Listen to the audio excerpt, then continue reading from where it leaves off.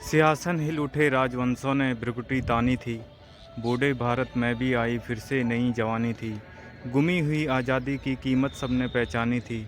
दूर फिरंगों को करने की सबने मन में ठानी थी।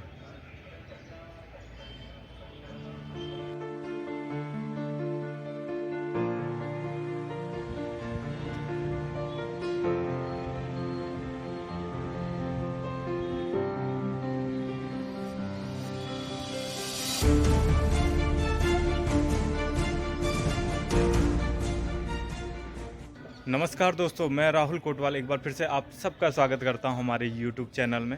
और अभी मैं हूं झांसी में और आप सबका स्वागत करता हूं इस खूबसूरत उत्तर प्रदेश के शहर झांसी में। और बहुत ही खूबसूरत जगह है झांसी। और आज आए हम महारानी लक्ष्मीबाई के इस शानदार किले में, और इस किले के बारे में आपको अधिक से अधिक जानकारी देने की कोशिश करूँगा। तो आइए ब्लॉग की शुरुआत करते हैं। तो शुरू करते हैं। 1857 ईस्वी की क्रांति का महत्वपूर्ण अध्याय रखने वाली झांसी। इस किले का निर्माण हुआ था 1613 ईस्वी में ओरछा के बुंदेल राजा वीर सिंह जूदेव ने करवाया था। और ये जो किला है ये शहर के बीचों बीच बसा हुआ है। और जो ये पहाड़ी है जिस पे ये किला बनाया गया है उसे कहते हैं बंगार पहाड़ी। यहाँ पे करीब 25 साल तक बुंदेल राजाओं ने शासन किया था। और उसके बाद यहाँ पे मुग़लों ने, मराठों ने और अंग्रेज़ों ने उसके बाद यहाँ पे शासन किया था।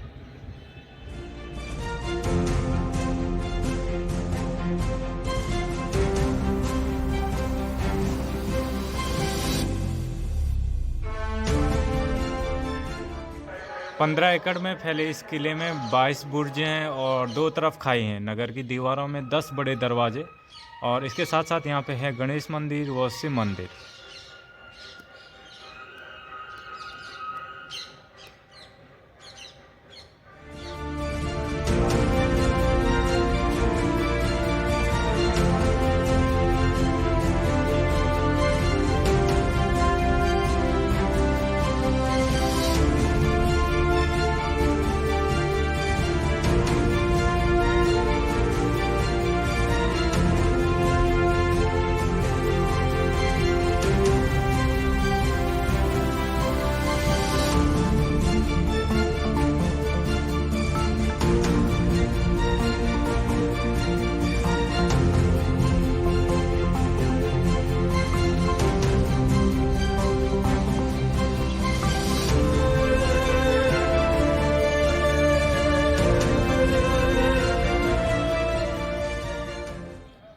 यहाँ की ऊंची दीवारों पर सैनिकों के लिए खास जगह बनाई जाती थी और पहरेदार इन दीवारों से सभी को देख सकते थे।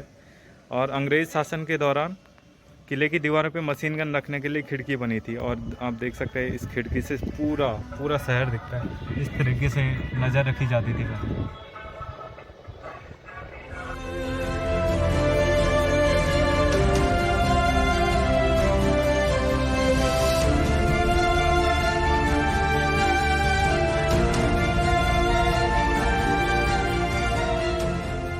यहाँ पे जैसे आप देख सकते हैं छोटे छोटे दरवाजे हैं। और यहाँ से अंदर घुसते ही मुझे जहाँ तक ऐसा लग रहा है कि ये सैनिकों के लिए होते होंगे ताकि पहरेदारी कर सके। यहाँ से छोटी छोटी खिड़कियाँ हैं और कुछ ऐसे टूटी फूटी जगह हैं, लेकिन उस टाइम तो ये बहुत ही अच्छा हुआ करते होंगे। चीज़ें हैं जिन्हें मैं दिखाना चाहूँगा कि जैसे ये वाली चीज़ है, ये मुझे लगता है कि भाला फेंक वालों के लिए यूज होती होंगी। और ये ऊपर से यहाँ से तीरंदाज इसका यूज़ करते होंगे। और जो ये यहाँ लगी हैं ये शायद तोप के लिए यूज होता होगा।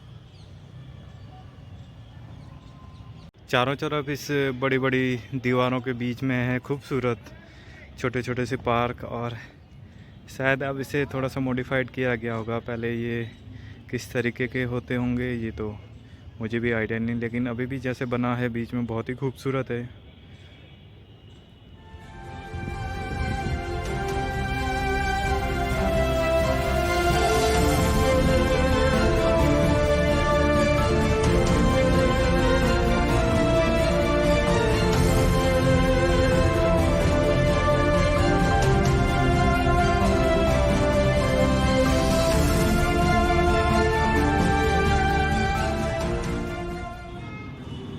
अब बात करते हैं भारत के इस ऐतिहासिक नगर के इतिहास के बारे में।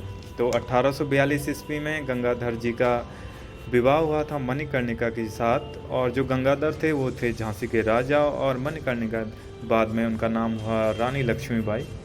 और 1851 ईस्वी में इनसे एक पुत्र हुआ, इनका नाम था दामोदर राव। लेकिन दामोदर राव की मृत्यु मात्र 4 महीने की आयु में ही हो गई थी, जिससे राजा बहुत ही डिप्रेशन में चले गए थे और बहुत ज़्यादा वो बीमार रहने लगे थे। लेकिन 1853 ईस्वी में उन्हें सलाह दी गई कि उनके अपने भाई के बेटे आनंद राव जी को उत्तराधिकारी बनाया जाए। तो उन्होंने 1853 ईस्वी में उन्हें अपने भाई के बेटे को उत्तराधिकारी बनाया और कहा कि ये उत्तराधिकारी रहेंगे और शासन करेंगे रानी लक्ष्मीबाई जी। और 1853 के लास्ट में ही नवंबर या दिसंबर के महीने में राजा की मृत्यु हो गई। और जैसे ही राजा की मृत्यु हुई तो अंग्रेज़ों के दिमाग में इसको हड़पने की जो लालसा थी वो जागने लगी। और तो जैसे ही रानी लक्ष्मीबाई यहाँ पे शासन करने लगी और उत्तराधिकारी बनाया गया था आनंद राव जी को, तो अंग्रेज़ इसे हथियाने की कोशिश करने लगे और अलग अलग तरीके से साजिश करने लगे। तो डलहौजी ने एक प्रस्ताव पारित करा, वो प्रस्ताव का नाम मुझे एग्जैक्ट पता नहीं है, अगर आप लोगों को पता होगा तो कमेंट सेक्शन में ज़रूर लिखिए। और उस प्रस्ताव में ये लिखा गया कि आनंद राव जी को उत्तराधिकारी नहीं माना जाएगा, और ये प्रस्ताव भेजा गया झांसी के सभा में। तो वहाँ पे भारी सभा में इस प्रस्ताव को रानी लक्ष्मीबाई ने फाड़ते हुए कहा था कि मैं झांसी कभी नहीं दूंगी। तो इसके बाद अंग्रेज़ों ने उनके साथ एक और प्रस्ताव बनाया कि हम आपको सालाना 60,000 रुपये देंगे, लेकिन रानी ने इसके लिए भी मना कर दिया। और इसी बीच 1857 ईस्वी की क्रांति शुरू हो जाती है और रानी लक्ष्मी जी का जो अंग्रेज़ों के साथ जो युद्ध है वो शुरू हो जाता है, और वो करीब 8 दिनों तक चलता है। खूब सारे गोले बरसाए जाते हैं, लेकिन वो किला नहीं जीत पाते हैं। और इसके जब झांसी की रानी और अंग्रेज़ों के बीच युद्ध होता है तो अंग्रेज़ जीत नहीं पाते हैं, तो अंग्रेज़ फिर साजिश करते हैं। और इनका झांसी में एक विश्वासघाती सरदार होता है दुल्ला सिंह नाम से, तो वो अंग्रेज़ों को क्या करते हैं कि जो इस किला है उसका दक्षिणी दरवाज़ा खुलवा लेता है, और 1858 ईस्वी में अंग्रेज़ इस पर आक्रमण कर लेते हैं। जब आक्रमण कर लेते हैं तो रानी लक्ष्मीबाई अपने कुछ विश्वास पात्रों के साथ यहाँ से निकल जाती हैं, और जैसे वो निकल रहे होते हैं उनके खूब सारे चोट के निशान आ जाते हैं, और उनके कहा जाता है कि उनके पैर में गोली भी लग जाती है।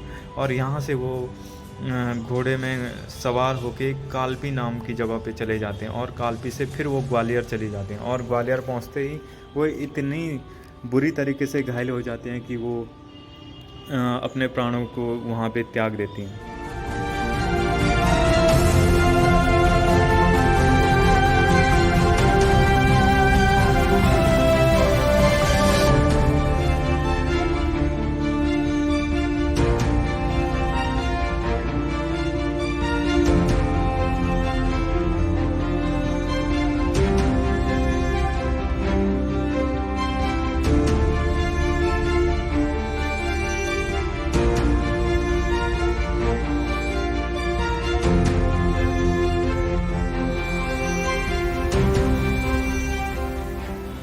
जब अंग्रेज़ किले के अंदर घुस आए थे तो कहा जाता है कि यहाँ से, ये वाली जगह से महारानी लक्ष्मीबाई ने अपने घोड़े को कुदवा दिया था नीचे खाई में, और इस रास्ते से निकल आई थी।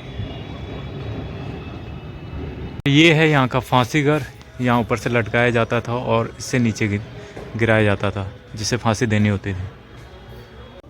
तेरा स्मारक तू ही होगी, तू खुद अमिट निशानी थी, बूंदे लो हर बोलों के मुँह हमने सुनी कहानी थी, खूब लड़ी मर्दानी वो तो झांसी वाली रानी थी। इन्हीं शब्दों के साथ, इन्हीं छोटी कुछ लाइनों के साथ करते हैं आज के ब्लॉग को समाप्त। मिलते हैं अगले ब्लॉग में, तब तक के लिए नमस्कार। और उम्मीद करता हूँ आपको ये वीडियो पसंद आई होगी, और अगर वीडियो पसंद आए तो इसे लाइक कीजिए, शेयर कीजिए, और चैनल पे नए हैं तो सब्सक्राइब करना ना भूलिए। मिलते हैं अगले ब्लॉग में, तब तक के लिए नमस्कार, जय हिंद।